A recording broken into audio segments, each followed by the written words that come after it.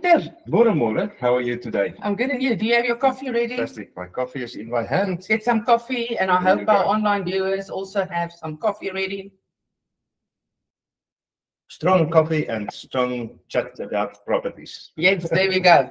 If you can all just make sure that you are all muted, and yes, we're going to start our discussion. So, Peter, we decided to talk about 7 things to expect in a shifting market today. Yes. So yeah. What? Maybe you should begin, and I will ask you, what is a shift? Because we hear about the shift book, and we talk about shift, but what really isn't, in essence, a shift, and what does it mean for us as agents?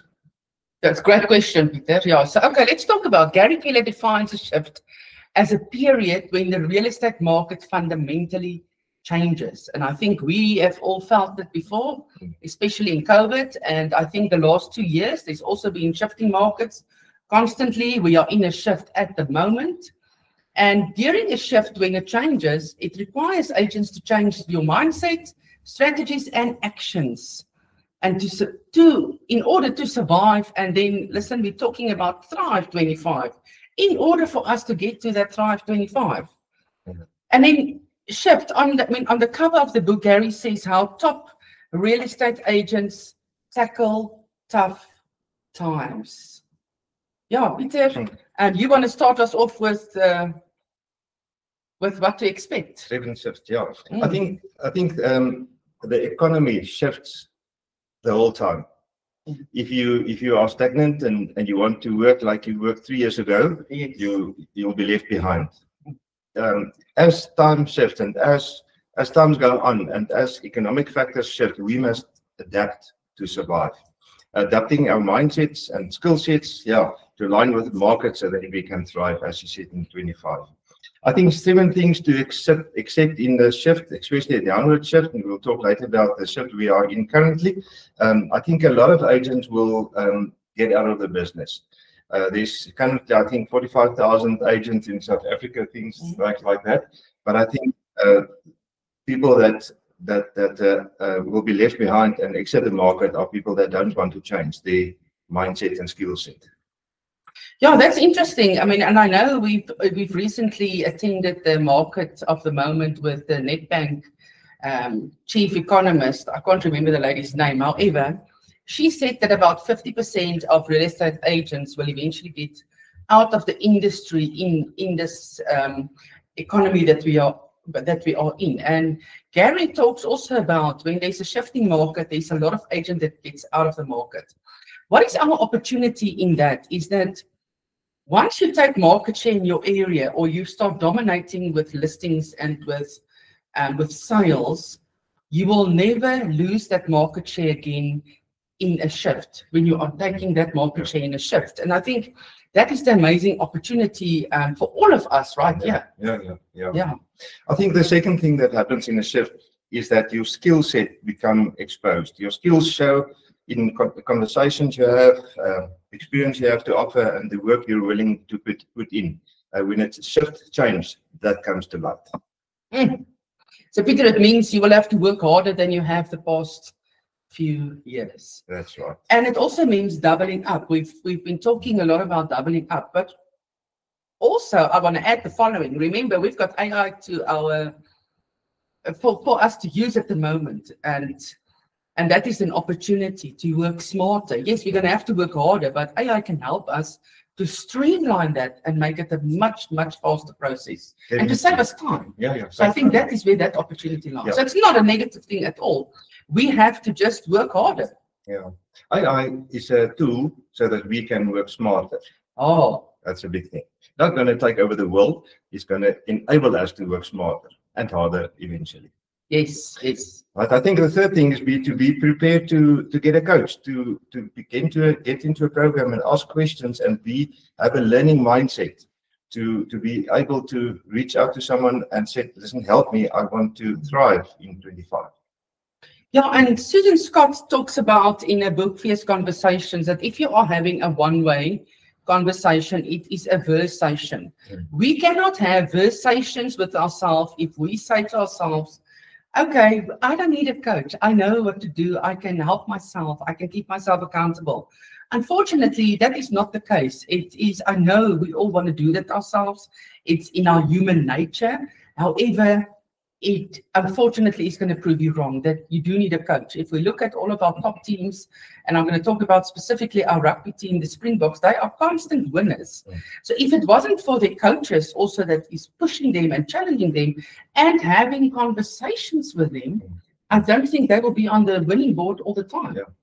You can look at any international athlete. They all have coaches, not only physical coaches, but mental coaches. You'll see when they get to the field, they've got earpieces on. That's not to listen to music. That's a coach, a psychological coach talking to them.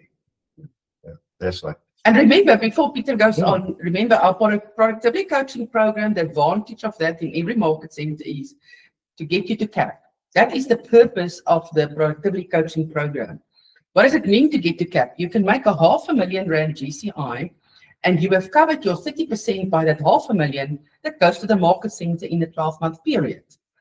That also means then everything you sign after that until your anniversary date and it register, you're going to get 30% more in your pocket or 30% profit that you can put away. Imagine that. And my purpose is to get all of you to CAP. Yes, and Peter, and I think once you're a capper, it's almost like you're getting a little bit addictive to it. I remember when I was an agent, it's like, oh, I'm really, where's this cap? I'm going to do another sale because you get addicted to that extra 30% that you earn. Eh? Definitely. Yeah. Love it. But I think the next thing in the supermarket is that you must use and utilize your systems. We in Keller Williams are so fortunate to have this MREA book. With all the systems, everything is there. If you follow that systems and grab those systems, I think you will get that cap sooner and you will thrive in even a down spiral market. Definitely. And what is a system? A system is something that you can use to make your life easier. Like we use time blocking in Keller Williams to time block for our lead generation. That happens on our calendar. Calendar is a system that you use to make sure that you stick to the times that you need to stick to and manage your time for you to be more productive. What is another system? Our 135, which is our business plan with our goals, our priorities, and the strategies that we need to do physically to achieve those priorities in order for us to achieve our yearly goals. So those two are great systems. Definitely, yeah. And skill set, mindset, and action. Oh, that's the big things. We've got the skills from the book. We've got the mindsets from the office. We talk regularly and the action. That's a big thing. Yeah. And I just want to add something to that. So if you're not achieving your goals, remember it's one of the three things: mindset, skill set, or activities or actions. It's one of those three things that is maybe not aligned, and that is where you need to go and inspect what you expect. Yeah. All right, great. Thanks, Peter. I think the next thing is to chase your volume.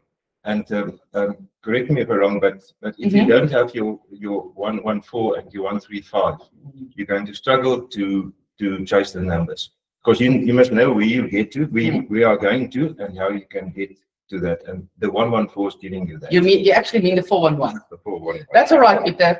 These numbers confuse all of us. It's like numbers on a spreadsheet.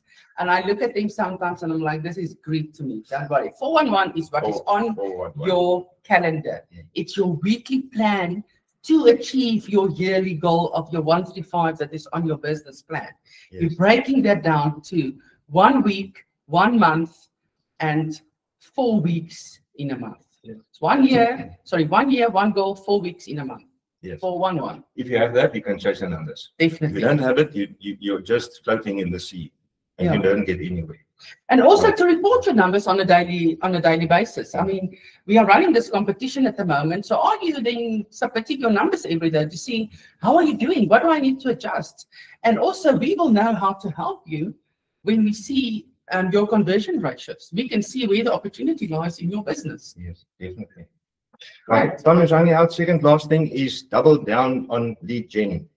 If the market gets tougher, like it is now, double down on your lead gen. No two things about that. Skill set, mindset, and action. And that action. If it's not in your diary, it's not in your life. Not getting lead generation done day in and day out may suffer in a hot market, but it will put you out of business in a cold market. This is from Gary Keller. It's a quote that he put out there. And he gives us a great system to use to get this done. Follow the D2D2, follow the database 2. That means you every week, you're going to call 2 alphabetical surnames in your database. So week 1, it will be A and Z. Do the database 2. The second week, it will be B and Y. Okay, yeah, that's a nice system that Gary is, and this is, by the way, in Bolt. This is a system that they use in Bolt to achieve those extraordinary results. You mentioned just a while back about what's the reason behind that? The bias? Oh, yes, then you don't cherry pick who you're going to call, and you don't call the same people over and over and over again. Because you might miss opportunity in the ones that you might not want to call, or maybe you haven't spoken to them in a while. Just do it. Don't overthink it. Just do it. It's easier to find someone that you like. Oh, of course. Of course, because they are going to want to speak to you, and you want to speak to them. Yes, of course. So that's a big thing. Yes. Right. I think the last thing is to be the economist of choice and to know your what's going on in the market, and you can have a meaningful conversation to people about that as well. Wow, that's amazing. So you got to know the average days on the market, understanding pricing and how to price properties right now, as well as know what is happening with interest rates and buying power. This is where you need to go and research a little bit and find out more. But remember, you do have a tool for this. What tool did you use for this, Peter? And tell us what you found. Yeah, ChatGPT. I'm becoming big friends with ChatGPT because it's so informative. You wouldn't believe it. I asked ChatGPT yesterday, what's a property market in Pretoria like today in this tightened time that we are in? And he said that we are experiencing a nice, interesting shift in Pretoria currently.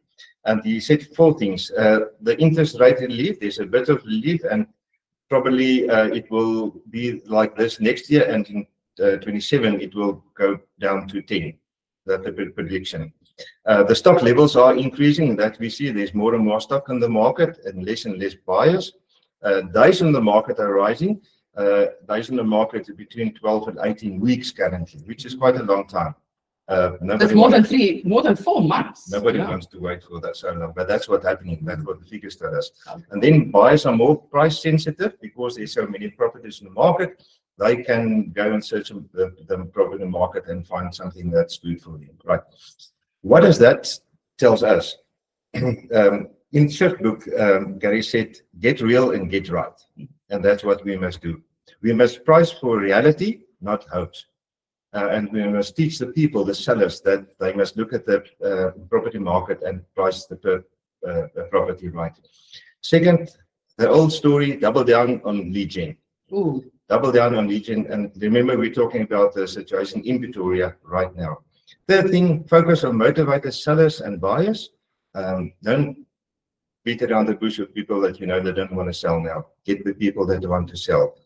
Then diversify your income streams, look at rentals, look at selling properties, look at everything that you can do, and lean into your database. Relationship beats everything. We are in a relationship economy, and once we understand that our economy is relationship based, our businesses will thrive. Well, your conversations is your lead generation. What conversations are you purposefully having out there? And I want to add something. Relationship beats ads when uncertainty rises. There's uncertainty. This is where you need to have the conversations and educate your clients and your database. Peter, you want to finish us off in a very short recap? Yes, last minute word. Agents who adapt the fastest by pricing right, understanding demand, and offering value will win in this space, period. Oh, wow. I want to be that agent, and I believe everybody on this call wants to be that agent. Well, thank you, Peter. Yeah. Oh, thank you. This was amazing. Thank you, everybody. We will see you Monday morning. Enjoy your weekend.